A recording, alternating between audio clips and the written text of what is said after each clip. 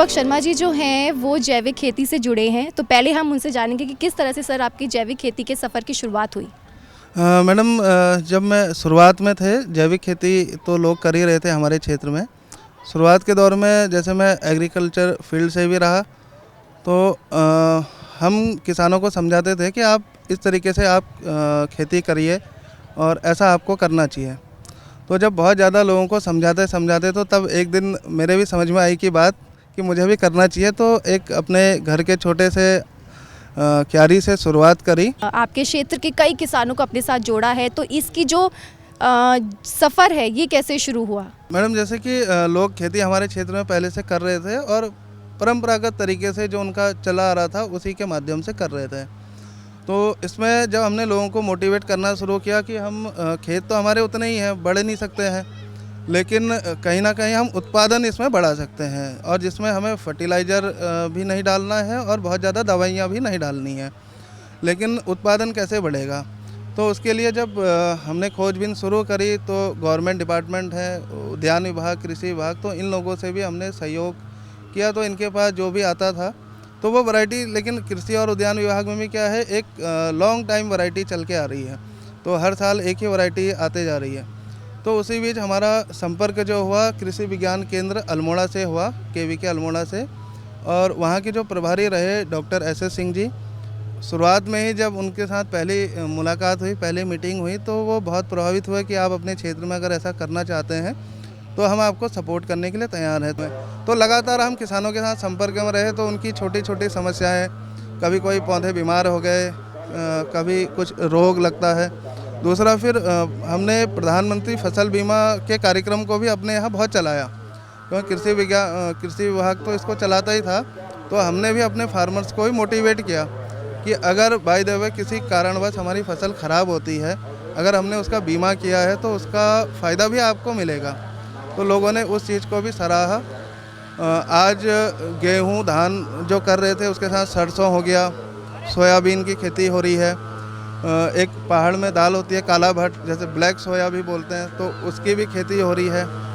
उसके साथ साथ सब्जियों में भी हमने काफ़ी फोकस किया, क्योंकि जब कोरोना आया तो एकदम से ये देखने को मिला कि गेहूं और धान की बिक्री जो किसानों की थी वो अचानक से कम हुई, क्योंकि गवर्नमेंट ने एक तरफ तो बहुत अच्छा काम किया, लेकिन पहाड़ के जो छोटे किसान थे उनको इसका नुकसान हुआ कि उनके गेहूं चावल बिकने कम हुए।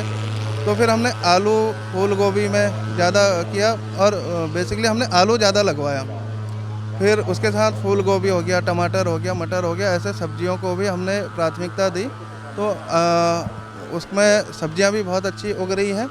और इसमें बीच बीच में हम इफ़को के कैंप भी लगाते हैं, जिसके इफ़को के जितने भी अधिकारी आते हैं, तो इफ़को के भी बहुत सारे ऑर्गेनिक प्रोडक्ट हैं उसमें, तो उनका प्रयोग करके भी लोग अपना जो उत्पादन है उसको बढ़ा रहे हैं वहाँ पर। एक ग्रुप के माध्यम से काम करना चाहिए, क्योंकि एक संगठन बहुत ज़रूरी है। अगर अकेले आदमी किसी काम की शुरुआत करता है तो ज़्यादा दिन उस चीज़ को नहीं ले जा सकता है। तो ऐसे हमने शुरुआत में छोटे ग्रुप्स बनाए, और जब हमें लगा कि ये समूह ज़्यादा हो रहे हैं तो उनको आगे बढ़ा के तो उनकी कोऑपरेटिव बनाई। तो उसमें 607 लोग हमारे साथ जुड़े।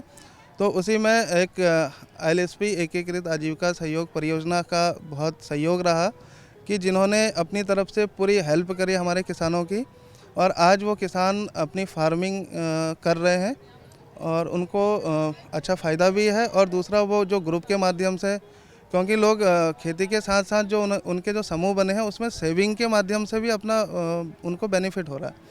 तो अपनी इनकम से कहें या रोज़मर्रा के जो उनके खर्चे से बचा के लोग मंथली सेविंग से भी ग्रुप में जमा करके तो उससे भी अपने बड़े बड़े काम कर रहे हैं वहाँ पे। कि उनको मार्केट आसानी से अवेलेबल नहीं होता, तो ये किसान जो आपके साथ जुड़े हैं, इस समस्या को आपने किस तरह से देखा और किस तरह से इसका जो है आप सॉल्यूशन लेकर आए? शुरुआत में तो जब हमने ये शुरुआत करी तो मार्केट की समस्या हमारे लिए भी एक बहुत बड़ा चैलेंज था, लेकिन जो अभी ये तो कहना बहुत मुश्किल है कि पूरी तरीके से ख़त्म हो गया है, लेकिन काफ़ी हद तक आज हमारे पास मार्केट की कोई समस्या नहीं है। दूसरा, जैसे हमारे किसान कुछ हल्दी पे, मिर्च, धनिया ये उगाते थे, तो उनके साथ ये दिक्कत होती थी, अगर वो सूखी हल्दी बेचे मार्केट में तो दुकानदार उसको 40-50 रुपए किलो लेता था। तो वहाँ भी हमने कोशिश ये करी कि उसको थोड़ा सा वैल्यू एडिशन उसका किया जाए, थोड़ा सा उसको थोड़ा अच्छी पैकिंग कर दी जाए और ऐसे कुछ बड़े व्यापारी उनसे संपर्क किया जाए। तो वो हमारा अभी भी कंटिन्यू काम चल ही रहा है और वो मार्केट की व्यवस्था हमने लगभग अब वहाँ पे लोकल में ऐसी कोई समस्या नहीं है। दूसरा जो अनाज दाल और इन सारी चीज़ों की भी है, तो इसमें भी हम गांव स्तर पे इकट्ठा करवाते हैं लोगों से और उसको मार्केट के लिए भी ले जाते हैं। और इसमें हमने बहुत सारे अपने लोग जैसे जो समूह है, तो समूह में कोई अध्यक्ष बनाए हैं, तो उन लोगों को भी इकट्ठा करने का काम। और जैसे हमारे पास भी अगर समय नहीं है तो डायरेक्ट हमारे पास कोई व्यापारी आया तो उसको तुरंत उस गांव में या उस आदमी के पास उनका फ़ोन नंबर दे दिया तो वो डायरेक्ट उनके पास जाके भी डायरेक्ट ले लेते हैं।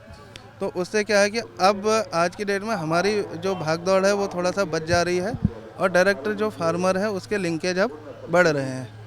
तो ये थे दीपक शर्मा जी हमारे साथ, उन्होंने बताए जैविक खेती के कुछ खास मंत्र।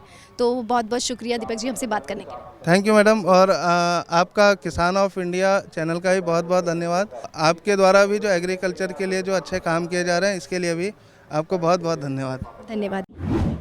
किसान ऑफ इंडिया के YouTube चैनल को सब्सक्राइब करने के लिए नीचे दिया हुआ सब्सक्राइब बटन दबाएं और किसान ऑफ इंडिया से जुड़े सभी अपडेट्स को पाने के लिए बेल आइकॉन दबाना ना भूलें।